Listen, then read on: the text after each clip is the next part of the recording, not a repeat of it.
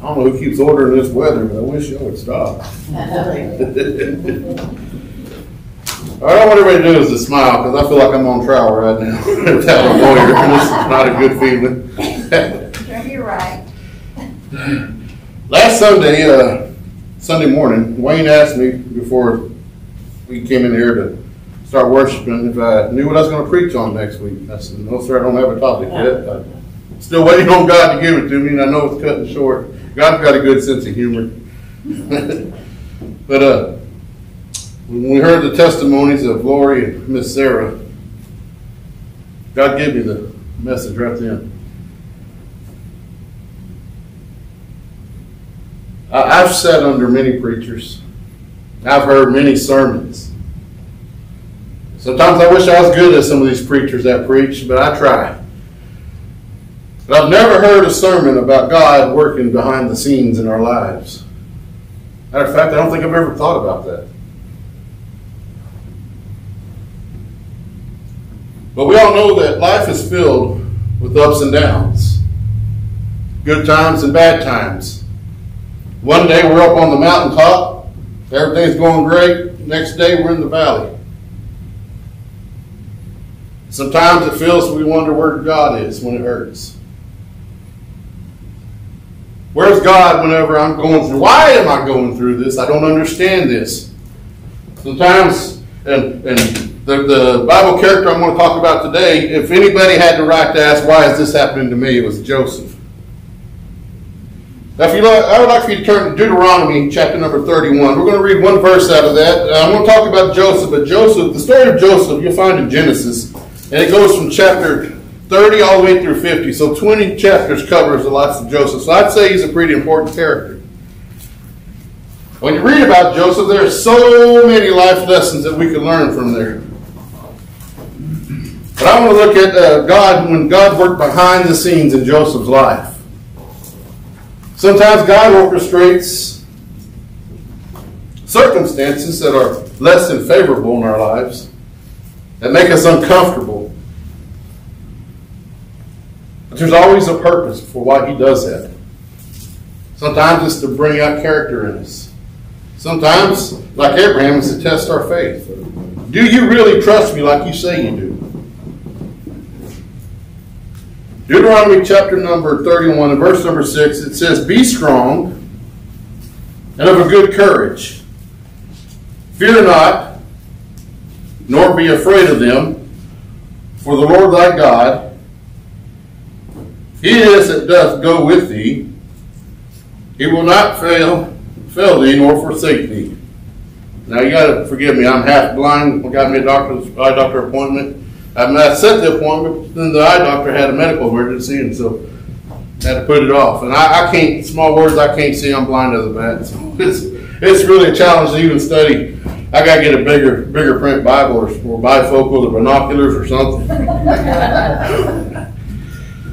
As I said, life is filled with ups and downs and good times and times that aren't so good. But one thing I've learned, during all the years of me being a Christian, one thing I've learned is when I'm at my worst, God is at his best.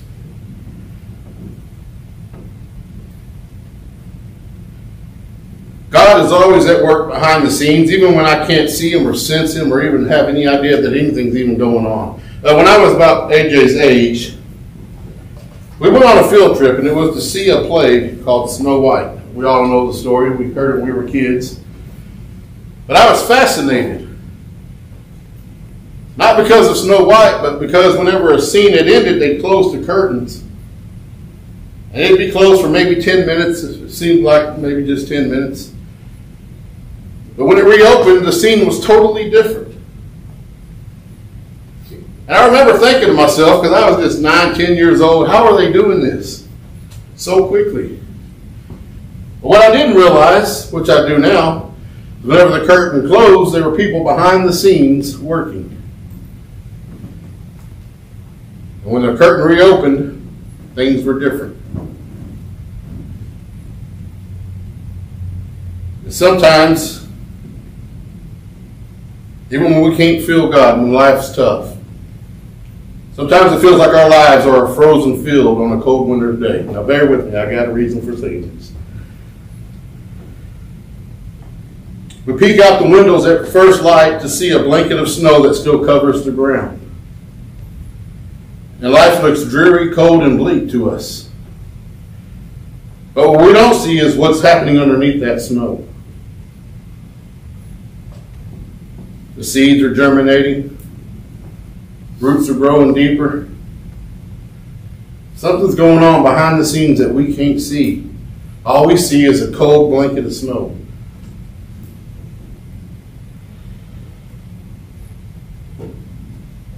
The seeds are germinating, and when spring arrives, we witness flowers in bloom, tiny shoots of green bursting forth from the soil, and caterpillars and butterflies abound.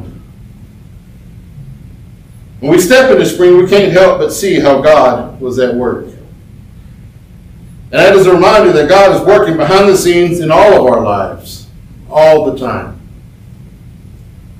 Just because things around me are changing or seem uncertain, I need to remember that God is always faithful and true. And that God is always behind the scenes working on my behalf, no matter how dark the situation may seem to me.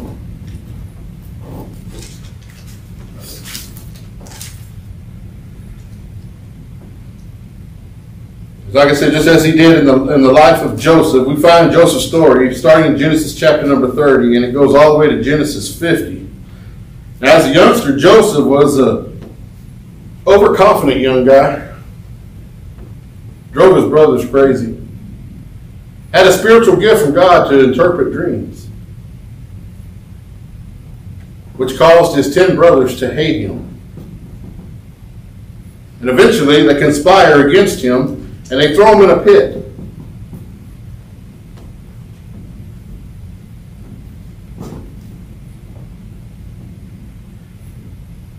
Later sold him into slavery into Egypt. Now, can you imagine what Joseph must have been thinking sitting in a pit that he was thrown into by his own brothers? What must have been going through his mind? Why did I deserve this? I can see him asking God, why are you allowing this to happen? I've served you well. Why is this happening in my life?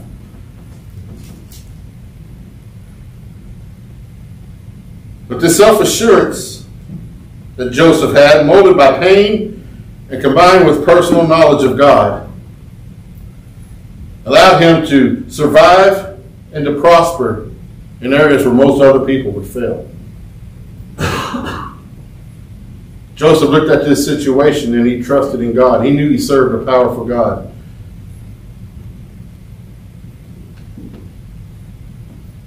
Joseph also had a quiet wisdom to his confidence, and he won the hearts of everyone he met.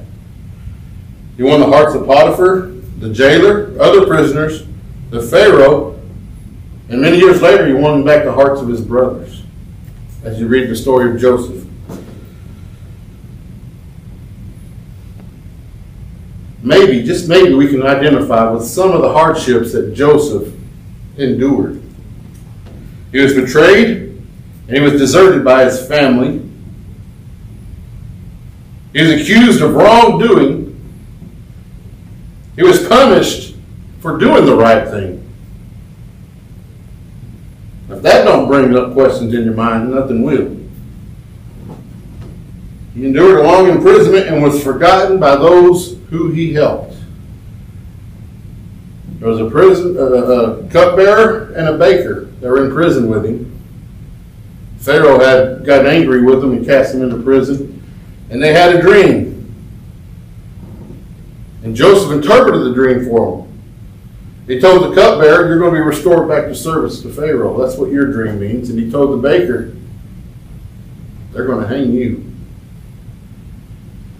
And he told the cupbearer, I want you to remember me when Pharaoh restores you into service.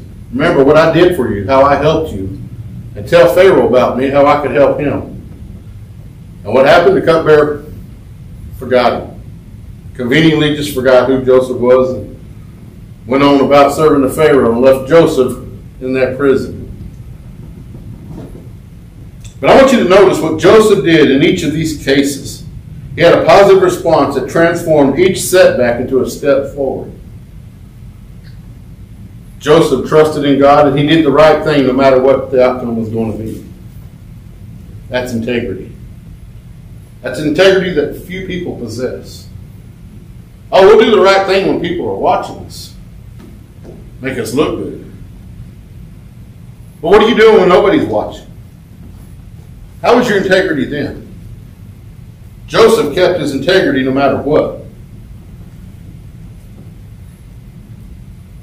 Another thing I noticed that Joseph never did, he didn't spend much time asking why. I mean, if anybody had the right to, it was Joseph. Why is this happening to me? Why am I going through this? Why? But Joseph didn't dwell on the whys. Joseph's approach was always, Lord, what do you want me to do now? Here I am stuck in a prison. What do you want me to do now? Here I am being falsely accused of something I didn't do, Lord. And now I'm in prison. But what do you want me to do now? Not why am I here or why did you let this happen? What do I do next?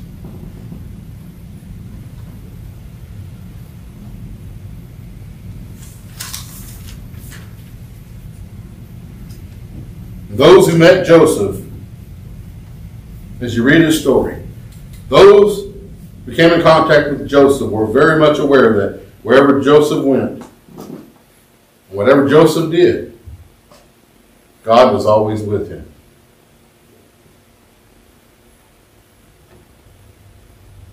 And I want to say, anytime you're facing a setback, the beginning to a Joseph-like approach is to acknowledge that God is with you. He knows what you're going through. You don't have to tell him, Lord, this is happening to me. He knows. But the Joseph-like approach is, Lord, what do we do next?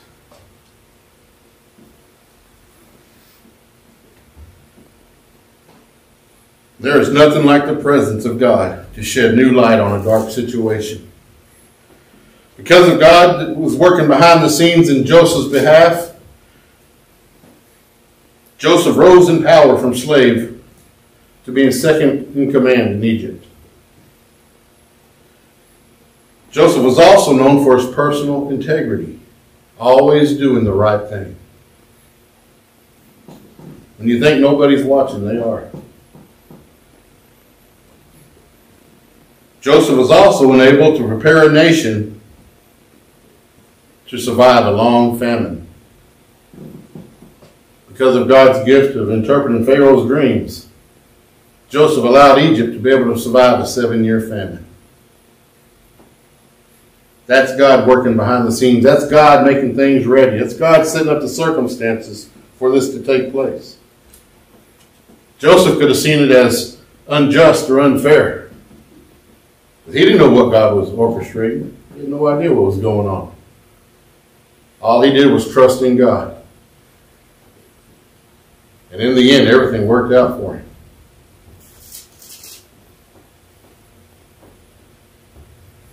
What matters is not so much the events or the circumstances of life, but how you respond to them. How do you respond to the circumstances you find yourself in? Joseph responded by trusting in God, even in the dark times, knowing God was bigger than any situation he ever found himself in. God was more powerful than any man he ever came encounter with. God was more powerful than Pharaoh, and Joseph knew this. With God's help, any situation can be used for good, even when others intend it for evil. I want to give quickly 5 reasons why God is working behind the scenes in each of our lives. And if you could, I would like for you to jot these down, because later on I want you to look at these, because these are going to be unique to each one of us. It's not going to be the same for all of us. I want you to write these down, and I want you to think about this. When we find ourselves in tough situations,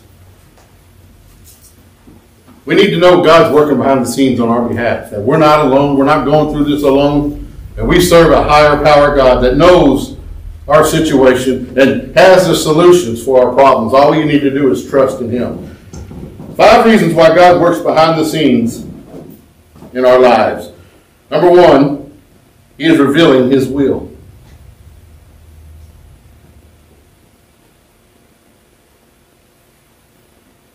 God desires to have fellowship with each and every. That's why we were designed to have fellowship with God. That's why He created man. And when sin entered into us, that fellowship between us and God was broken and needed to be restored. God wants to restore fellowship with each one of us, but it begins with salvation. And that's God's will, is for each of us to be saved and restore that fellowship. Number 2, God is revealing His purpose. God has a purpose for each one of us. He has a purpose for each. He gives us all these different spiritual gifts, different talents. He has a purpose for each one of us. What is God's purpose for you? Number 3, God is teaching us to walk in faith.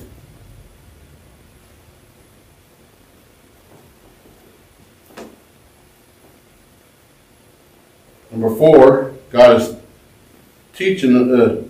God allows us to go through these circumstances in order to build our confidence in Him. Number 5,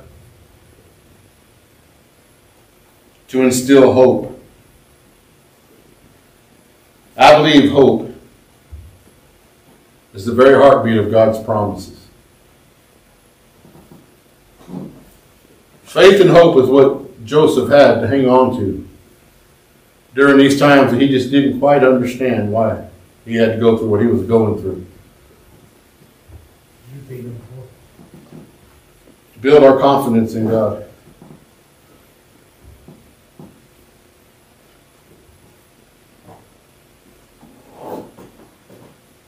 So many times God allows us to go through circumstances that at the time, while we're going through them, we don't understand. When we ask God, sometimes it seems like He's silent. We ask for answers and don't get them just yet. What was that? Oh, still hope. Instill hope. I've said many times, or probably not many times, but a few times, that in 1998 I surrendered to preach under Bobby R. Isabel, who, apart from my wife, was my greatest friend on this earth.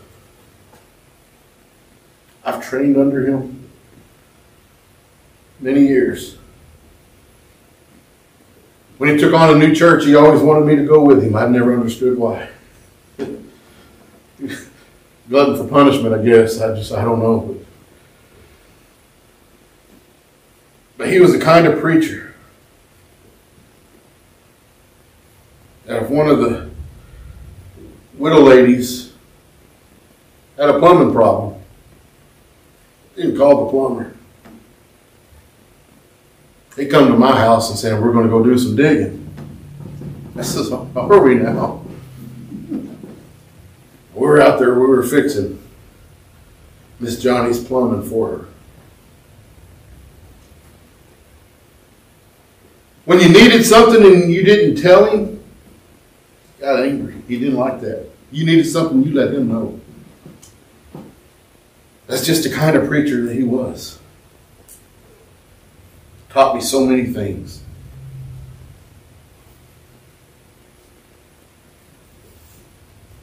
I say this because there was a time when I got boneheaded and went and did my own thing and didn't talk to him for a long time and got out of church, did my own thing, was stupid. Then I felt God getting a hold of me, and I thought, you know what, I need to call him and see how he's doing. I haven't talked to him in 4 years. When I called him, he says, of course, he acts like everything's okay. I could sense there's something wasn't right. And I said, "What's going on?" They finally broke down and said, yeah, you know what, Shannon? I says, I got stage 4 cancer. I said, don't worry about me. I'll be all right. I said, stage 4 cancer? I said, how long have you known about it? When did you go to the doctor? So I waited too late. You know me and doctors, I never went. I said, I wish you'd have went sooner. Next thing you know, me and Wendy and AJ going down this road right here. So I go and mow his yard for him because he couldn't do it no more. He got to where he couldn't hardly get out of the chair. Watched a man that was tough as nails. So weak. Couldn't even stand up. And he kept saying, Shannon, I wouldn't.